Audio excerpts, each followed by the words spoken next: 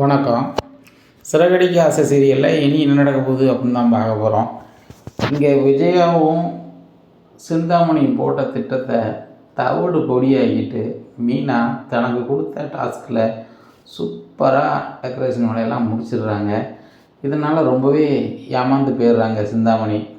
எல்லாருமே சிந்தாமணிட்டு வந்து சொல்கிறாங்க, சிந்தாமணி இந்த தொழிலில் நீங்கள் தான் பெரிய ஆள், உங்களை மீறி யாருமே இந்த சிட்டிக்குள்ளே டெக்கரேஷன் வேலை யாரும் இப்போயும் பண்ண முடியாது அப்படின்னு சொல்லி முடக்கி வச்சுருந்தீங்க.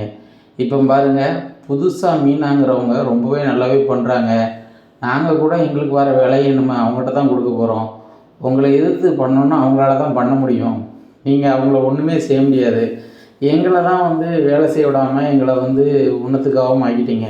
ஆனால் நாங்கள் அப்படி இருக்க மாட்டோம். எங்களுக்கு வர ஆஃபர் அவங்கள்ட்ட கொடுத்து நாங்களும் அதில் ஒரு 2 ரூபா சம்பாதிக்க தான் செய்வோம் அப்படிங்கிறாங்க. இதை கேட்ட சிந்தாமணிக்கு ரொம்ப கடுப்பாக இருக்குது. இந்த மீனா மட்டும் தொழில் பண்ணால் காணாது, நானும் பண்ணணும்னு கொஞ்சம் கூட அவளுக்கு நினப்பு இல்லையே. அவன் மட்டும் பண்ண நினைக்கிறேன். நம்ம ஒரு காலத்தில் எப்படி பண்ணமோ அதே மாதிரி பண்ணுறா. மீனா ஒரு ஆர்டரை எடுத்து செஞ்சுட்டு இவ்வளோ நல்ல பேர் வாங்கிட்டாளே. இவ்வளோ நாளும் இவங்கெல்லாம் நம்மளுக்கு வந்து நம்ம கண் அசைவுக்காக காத்துட்டு இருந்தாங்க. இப்போ இவங்கெல்லாம் என்கிட்ட வந்து பேசுகிற அளவுக்கு ஆயிடுச்சு.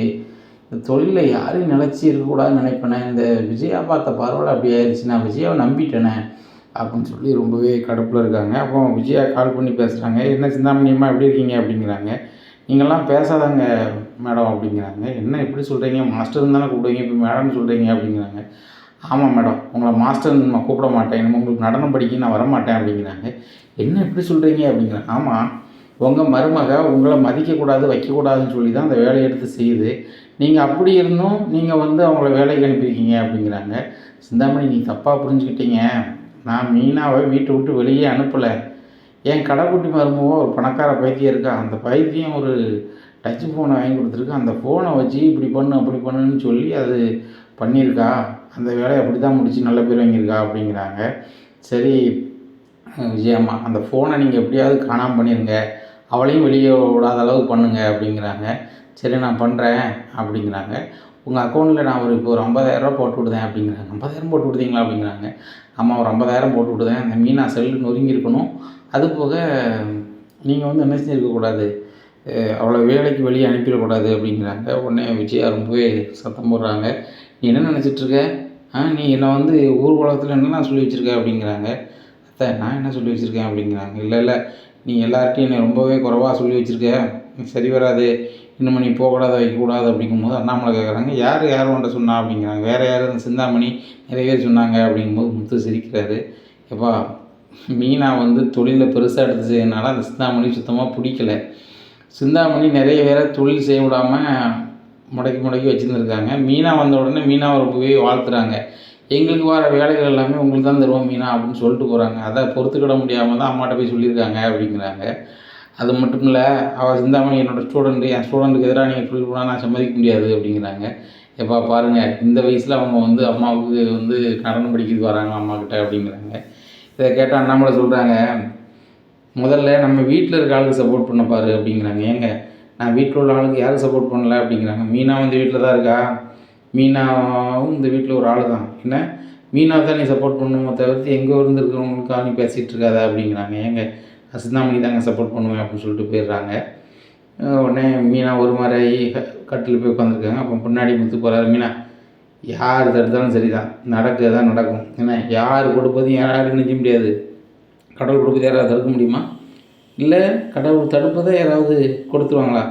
ஒன்றும் நடக்காதுல்ல, அது எல்லாமே நடக்கும் அப்படின்ட்டு இருக்கும்போது ஒரு பெரிய பணக்காரங்க வீட்டுக்கு வராங்க. உள்ளே வரலாமா அப்படிங்கிறாங்க. வாங்க அப்படிங்கிறாங்க முத்து மீனாவும். சார் உட்காருங்க அப்படிங்கிறாங்க. இங்கே மீனாங்கிறது அப்படிங்கிறாங்க. நான் தாங்க அப்படிங்கிறாங்க. உங்களை தாம்மா பார்க்க வந்தேன் அப்படிங்கிறாங்க. சொல்லுங்கய்யா அப்படிங்கிறாங்க. ஏம்மா, நீங்கள் ஒரு மேரேஜில் வந்து ஒரு ப்ரொபோசல் மேரேஜில் போயிருந்தேன். அந்த மேரேஜில் ரொம்ப சூப்பராக டெக்கரேஷன் வேலை பார்த்துருந்தீங்க, ரொம்ப அருமையாக இருந்துச்சு. இதை பார்த்துட்டு இவங்ககிட்ட தான் கொடுக்கணும் அப்படின்னு சொல்லி வந்திருக்கேன். நீங்கள் நல்லா பண்ணித்தரணும். அதுபோக இன்னொன்றுமா, எனக்கு ரொம்ப வயசாகி போச்சு, என்னால் வந்து இழுத்து வச்சுலாம் வேலை செய்ய முடியாது. மேரேஜுக்கு தேவையான எல்லாத்தையுமே நீங்கள் தான் செய்யணும் அப்படிங்கும்போது மீனா முழிக்கிறாங்க. என்னங்க சொல்கிறீங்க, ஒன்றும் புரியலை அப்படிங்கிறாங்க. ஏம்மா, எதுக்கும் நீங்கள் பயப்பட வேணாம். உங்கள் வீட்டுக்காரரும் உங்களுக்கு சப்போர்ட்டாக இருக்காங்க வைக்காங்கலாம் சொல்கிறாங்க. நீங்கள் நிறைய ஆட்கள் வச்சு வேலை செய்கிறீங்க, ஏற்கனவே தொழில் பண்ணவங்க எல்லாரையுமே நீங்கள் கையில் எடுத்து பண்ண போகிறீங்க அப்படின்னு நான் கேள்விப்பட்டேன். அதனால தான் உங்கள்கிட்ட வந்திருக்கேன். உங்களால் பண்ண முடியும் சரிதானா? கல்யாண காரியத்துக்கு செய்யக்கூடிய டெக்கரேஷன் வேலைகள் எல்லாமே நீங்கள் பார்த்துக்கிறீங்க. அதுபோக கல்யாணத்துக்கு சீர்வரிசை மகளுக்கு கொடுக்கணும். கொடுக்கும்போது என்ன செய்யணும்? பீரோ, கட்டில், பாத்திரம், லொட்டு லொசுக்கு அதெல்லாம் வாங்கிடணும்.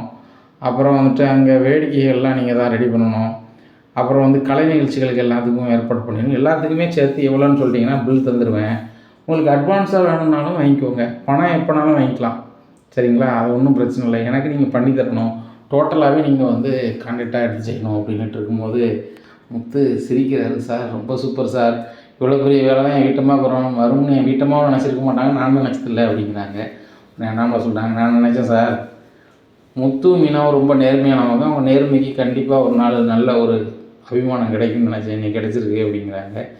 தம்பி இதில் 10 லட்ச ரூபாய்க்கு செக் இருக்குது சரிதானா? நீங்கள் வேலையை வந்து பார்த்துட்டு நீங்கள் ஆரம்பிங்க அப்படிங்கிறாங்க. சரி சார் அப்படிங்கிறாங்க. எப்போனாலும் எவ்வளோ அமௌண்ட்னாலும் கேளுங்க, நான் தந்துடுறேன், சூப்பராக பண்ணி மட்டும் கொடுத்துருங்க அப்படிங்கிறாங்க. சரி சார் அப்படிங்கிறாங்க. இதை கேட்டுக்கிட்டு இருந்த மனோஜ், டே ஃபர்னிச்சர் இதெல்லாம் வாங்கணுங்கிறாங்களாடா, என் கடையில் வாங்கடா அப்படிங்கிறாங்க. உடனே அவர் என்ன சொல்கிறாரு, நல்ல பொருளாக கொடுக்கணும், ஒன்று தரமாக இருக்குமா அப்படிங்கிறாங்க. உடனே அண்ணாமலை சொல்கிறாங்க, நல்லா தான்டா வச்சுருப்பான் அப்படிங்கிறாங்க. சரிப்பா இது வேணா ஒன்று வாங்கிக்கலாம். டேய் ஃபர்னிச்சர் வந்து கடன் தருவியா? கல்யாணத்துக்கெல்லாம் இது பண்ணிவிட்டு கடைசியில் செட்டில் பண்ணிடுறோம் உண்டா அப்படிங்க. அதெல்லாம் செய்ய முடியாது, கடன்லாம் தர முடியாது, நீ பணம் தரதா இருந்தால் நான் தரேன் அப்படிங்கிறாங்க. அப்படின்ட்டு இருக்கும்போது விஜயா வந்து பார்க்குறாங்க, என்னடா என்ன பேச்சு அப்படிங்கிறாங்க. இல்லைம்மா யாரோ ஒரு ஆள் மேரேஜுக்கு வந்து டெக்கரேஷன் பண்ணதுக்கு மீனாட்ட ஆர்டர் கொடுக்க வந்தாங்களாம், மொத்த ஆர்டர் இவங்கள்ட்ட கொடுத்தோன்னே ரொம்ப சீன் போடுதாம்மா. அதுபோக யாருக்கெல்லாமோ ஃபர்னிச்சர் வாங்க போகிறானா, இப்போ ஏன்ட்ட வாங்குறான்னு சொல்லும்போது நான் கடத்துக்கு வாங்குறாங்கிறான், ஏன் கடத்துக்கெலாம் கொடுக்க தேவையில்லை அப்படிங்கிறாங்க. உடனே முத்து செல்வத்துக்கு கால் கொண்டாரு, செல்வம் ஒரு சூப்பர் ஃபர்னிச்சர் கடையாக இருந்தால் பாரு, மீனா ஒரு டெக்கரேஷன் வேலை எடுத்து செய்கிறா, அது மட்டும் இல்லை அந்த மேரேஜுக்கு A to Z நம்ம தான் பண்ணுறோம், என்ன எல்லாம் ஜம்முன்னு பண்ணுறோம் அப்படிங்கிறாங்க. உடனே என்னெல்லாம்டா வேணும் அப்படிங்கும்போது, அந்த வீட்டில் வந்து எடுத்து செய்கிறதுக்கு ஆள் கிடையாது, அதனால் எல்லா பொறுப்புமே நம்மகிட்ட கொடுத்துட்டாங்க. அங்கே வந்து பாட்டு கச்சேரியாக இருக்கட்டும், நடனமாக இருக்கட்டும், பரதநாட்டியமாக இருக்கட்டும், நிறைய இது செய்யணும்னு சொல்லியிருக்கிறாங்க, அதெல்லாமே வந்து ஆள் பார்க்கணும் அப்படிங்கிறாங்க. இதை கேட்ட விஜயா, ஆஹா மீனாக்கு வந்து ஆஃபரில் நம்மளும் ஒரு ஆஃபர் எடுத்துடலாம் போலையே அப்படின்னு சொல்லிட்டு, இது எப்படி கேட்குறது, நம்மளாக கேட்டால் ரொம்ப இதாக இருக்குமே அப்படின்னு சொல்லிட்டு, ஏங்க அங்கங்கே இவங்க வந்து பார்க்குறதுக்கு பேசாமல் நம்ம வீட்டில் இருக்க ஆட்களே பயன்படுத்தலாம்ல அப்படிங்கிறாங்க. எந்த விஜயா சொல்கிற அப்படிங்கிறாங்க. ஆமாங்க, ஏதோ பெரிய ஆர்டர் மீனாவுக்கு வந்திருக்கான், அந்த ஆர்டரில் ஏதோ நடனம் பரதநாட்டியம் ஆடுறதுக்கெலாம் ஆள் பார்க்காங்களாம், அதுக்கு பேசாமல் எங்கள் ஸ்டூடெண்ட்டோட நான் போய் இது பண்ணிடலாம்ல அப்படிங்கும்போது முத்து சிரிக்கிறாரு, வா அம்மா பண்ணுவாங்களான்னு சொல்லுங்கள் அப்படிங்கிறாங்க. உடனே பண்ணட்டும்பா அப்படிங்கிறாங்க. உடனே இதுக்கு எவ்வளோ கொடுப்பீங்க அப்படின்னு சொல்லி கேட்காங்க விஜயா. உடனே மீனா சொல்கிறாங்க, நடனத்தை பொறுத்த மட்டும் 50,000 வரை கொடுக்கலாம் அப்படிங்கிறாங்க. இதை கேட்ட விஜயா, என்னது 1 ஹவர் நடனம் பரதநாட்டியம் ஆடுறதுக்கு 50,000 கிடைக்குமா அப்படின்னு சொல்லிட்டு விஜயா வாயை பிளக்குறாங்க. விஜயா வாயை பிளக்கிறத பார்த்துட்டு பின்னாடியே வராங்க ரோகிணி, ஆண்டி என்னாச்சு அப்படிங்கிறாங்க. இல்லைம்மா ஒன்றும் இல்லை அப்படின்னு சொல்லிட்டு சிரிச்சுக்கிட்டே ரூமுக்கு போகிறாங்க. பின்னாடியே இவங்க போகிறாங்க, ரோகிணி போகிறாங்க. என்ன ஆண்டி என்னாச்சு அப்படிங்கிறாங்க. மீனாவுக்கு பெரிய ஆர்டர் தான் வந்திருக்கும் போல், பரதநாட்டியம் ஆடுறதுக்கே 1 மணி நேரத்துக்கு 50,000 கொடுக்கான்னா அவளுக்கு டெக்கரேஷன் பண்ணுறதுக்கு எவ்வளோ அமௌண்ட்டு கிடைக்கும். ரோகிணி நீனும் பேசாமல் அந்த பொண்ணுக்கு வந்து பார்லர் வேலை செய்கிறதுக்கு நீனும் அதில் வரையம்மா அப்படிங்கிறாங்க. இதை கேட்ட இவங்க சொல்கிறாங்க ரோகிணி, இல்லை ஆண்டி நான் வரல, ரோகிணி தான் மனசில் வச்சுட்டு சொல்லுதாங்க அப்படின்னா, மீனாவுக்கு இல்லை நம்மளாம் ஒரு நாள் வேலை பார்க்கக்கூடாது, நம்ம தான் இந்த வீட்டில் கெத்தாக இருக்கணும், மீனா இன்றைக்கி டெக்கரேஷன் வேலை செய்யலாம், ஆனால் அந்த வீட்டில் வேலைக்காரி மாதிரி தான், நான் அப்படி கிடையாது, இந்த வீட்டினுடைய ராணி மாதிரி இருக்கேன், நான் செய்யவே மாட்டேன் அப்படின்னு சொல்லி மனசுக்கு நினைக்காங்க. அதுபோக விஜயாட்ட சொல்கிறாங்க, ஆண்டி இது வரைக்கும் மீனாட்ட நீங்கள் ரொம்ப கெத்தாக இருந்துட்டீங்க, அவங்க எடுக்கிற வேலையில் போய் நீங்கள் பரதநாட்டியம் ஆணையம் நல்லாவே இருக்காது அப்படிங்கிறாங்க. அப்படியாம்மா சொல்கிறேன், 50,000 கிடைக்குன்னு சொல்கிறாங்களே அப்படிங்கிறாங்க. உடனே இல்லை ஆண்டி 50,000 வந்தாலும் கூட உங்களுக்கு மரியாதை இருக்காது, நாளைக்கு வந்து நீங்கள் ஒரு டீ போடுங்க, காஃபி போடுங்க மீனா அப்படின்னு சொன்னால் போடவே மாட்டாங்க, அதை பார்த்துக்கோங்க அப்படிங்கிறாங்க. அதுவும் சரிதாம்மா, இந்த 50,000 இந்த விஜயா கெத்த விட்டுறக்கூடாது அப்படின்னு சொல்லிட்டு நினைக்கிறாங்க. இங்கே மீனா வந்து வீட்டில் கேட்குறாங்க, இல்லை உனக்கெலாம் நான் வந்து நீ சரி எடுத்துகிட்டு வேலைக்கெலாம் நான் வர முடியாது அப்படின்றாங்க. மீனா வேறு ஆட்கள் ரெடி பண்ணி அந்த ஃபங்க்ஷனை சூப்பராக முடிச்சிடுறாங்க. அதுலேயுமே நல்ல பேர் வந்துடுது. இப்படியா இருக்குது. இந்த பேருக்கு நிறைய பேர் வந்து பாராட்டுறாங்க, மீனாவை சூப்பராக பண்ணியிருக்கீங்க அப்படின்னு சொல்லிட்டு 2-3 ஆர்டர் வருது. இதை விஜயா பார்த்துட்டே இருக்கிறாங்க. இந்த மனோஜ் வந்து வீட்டில் வந்து ரொம்பவே இது பண்ணுறாரு, அம்மா ரொக்கம் கொடுத்தாம பர்னிச்சர் பொருள் வாங்கியிருக்காங்க, கடத்துக்கு வாங்கலாம், ஏன்டா வாங்கிக்கலாம்ல அப்படிங்கிறாங்க. உடனே முத்து சொல்கிறாரு, நான் வந்து ரொக்கம் கொடுத்து தான் வாங்க போகிறேன், அடுத்தவங்க தான் பணம் தர போகிறாங்க. ஆனால் இவன் அணுகுமுறை சரியில்லை, அதனால் இவன்ட்டு வாங்கல, நான் வேறு ஆள்கிட்ட வாங்கிட்டேன் அப்படின்ட்டு இருக்காங்க. உடனே அண்ணாமலை சொல்கிறாங்க, மனோஜுங்க பாரு, 30 வருஷமாக கடை வச்சுருந்த இடத்துல தான் நீ 31வது வருஷமாக வச்சுருக்க. அந்த இடத்துல உன்னால் கடை பண்ணி ஜெயிக்க முடியாத ஒரே காரணம் வாய் தான். அதிக பிரசங்கியாக பேசுகிறது, மக்கள்கிட்ட எப்படி அணுகணும் அப்படிங்கிறது அணுக தெரியாமல் தான் இப்படி இருக்க. என்ன, அதாவது ஒரு ஆள் தருவாங்க அப்படின்னு தெரிஞ்சால் விட்டு கொடுத்து போகணும். யார் வந்து தரமாட்டாங்க அப்படின்னா அவங்ககிட்ட வலுவாக இருக்கணும். உனக்கு எதுவுமே தெரியல. என்ன, எல்லார்கிட்டையும் பிடிப்போடு இருந்தால் இன்றைக்கி வியாபாரத்தை கெடுத்துக்கிட்டு இருக்க, கெட்ட பேர் வாங்குதே, உனக்கு தலைக்கவரமும் அதிகம் இருக்குது, நான் தொழிலதிபர்னு சொல்லிட்டு. எவன் ஒருத்தன் தாழ்த்தி கொள்ளுதானோ அவன் உயர்த்தப்படுவான்னு சொல்லுவாங்க. நீ உன்னை தாழ்த்தி கொள்ளாமல் நீ ஒரு நாள் உயர முடியாது, அதை மட்டும் புரிஞ்சுக்கோ. என்றைக்கும் நம்ம ஒரு தொழிலாளி நினச்சா நம்ம என்றைக்கும் முதலாளியாக வரலாம். நான் முதலாளி அப்படின்னா தொழிலாளி நிலைமையோட மோசமாக தான் வரும், அதை மட்டும் புரிஞ்சுக்கோ அப்படிங்கிறாங்க.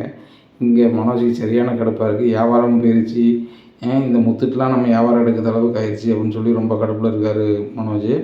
பேசிகிட்டு இருக்கும்போது மீனாவுக்கு இன்னொரு ஆஃபர் வருது. என் தங்கச்சிக்கு 6 மாதம் கல்யாணம் இருக்குது, நீங்கள் வந்து டெக்கரேஷன் பண்ணலாமா அப்படின்னு சொல்லி ஒரு அக்கா வந்து கேட்க வராங்க. கண்டிப்பாக அக்கா, கண்டிப்பாக பண்ணலாம், எந்த தேதி ஏதுன்னு சொல்லுங்கள் அப்படிங்கிறாங்க. சொல்கிறாங்க, ஏம்மா இப்போ ஒரு மேரேஜ் எடுத்து எல்லா A to Z நீங்கள் எடுத்து செஞ்சுருக்கீங்களா, அதே மாதிரி பண்ணணும். என் வீட்டுக்காரர் ஃபாரினில் இருக்காங்க, எனக்கு அம்மா அப்பா கிடையாது, அதனால் எல்லாமே நீங்கள் தான் பண்ணணும். அதுக்கு எவ்வளோ அமௌண்ட் மட்டும் சொல்லிடுங்க, நான் இப்போமே வந்து உங்களுக்கு நான் வந்து செக்காக கொடுத்துட்றேன் அப்படிங்கிறாங்க. இதை கேட்ட வச்சியா, இன்னும் இப்படி எல்லோரும் பெரிய பெரிய அமௌண்ட்டோடலாம் தூக்கிட்டு இந்த மீனாவை பார்க்க வராங்க, அப்போ கண்டிப்பாக இந்த ஃபங்க்ஷன்லேயும் எல்லாம் தேவைப்படுங்களே அப்படின்னு சொல்லிட்டு இப்படி முடிக்கிறாங்க. அவங்க எதிர்பார்க்குற மாதிரியே சொல்கிறாங்க, நீங்கள் அந்த ஃபங்க்ஷனில் என்னெல்லாம் பண்ணீங்களோ அதெல்லாம் பண்ணிடுங்க அப்படிங்கிறாங்க. சரிங்க பண்ணிடலாம், எவ்வளோ வரும் அப்படிங்கிறாங்க. சரிங்க, இதில் செக் இருக்குது, இதில் நீங்கள் வந்து கலெக்ஷன் போட்டுக்காங்க அப்படின்னு சொல்லி கொடுத்துட்டு போகிறாங்க. ஆஹா, மீனா கை வாங்கிட்டா இனிமேல் மீனாவை வந்து நம்ம என்ன செய்யக்கூடாது, நம்ம எந்த வகையிலும் பாய்க்கக்கூடாது அப்படின்னு சொல்லிட்டு மீனா அப்படிங்கிறாங்க. என்னத்த அப்படிங்கிறாங்க. காஃபி எதுவும் வேணுமாத்த அப்படிங்கிறாங்க. காஃபி வேண்டாம், இன்னும் வேலைக்கு நானும் அத்தையும் சப்போர்ட்டாக இருக்கலாம்னு நினைக்கிறேன் அப்படிங்கிறாங்க. இதை கேட்ட ரோஹிணி திருதுன்னு முடிக்காங்க. என்ன திடீர்னு பச்சவந்தியாக மாறிட்டாங்க ஆண்டி அப்படின்னு சொல்லிட்டு. இனி என்ன நடக்கும் இந்த விஜயா வீட்டில் அப்படிங்கிறத பொறுத்திருந்து பார்க்கலாம். நம்ம சேனலை நீங்கள் மறக்காமல் லைக் அண்ட் சப்ஸ்கிரைப் பண்ணுங்கள். நன்றி, வணக்கம்.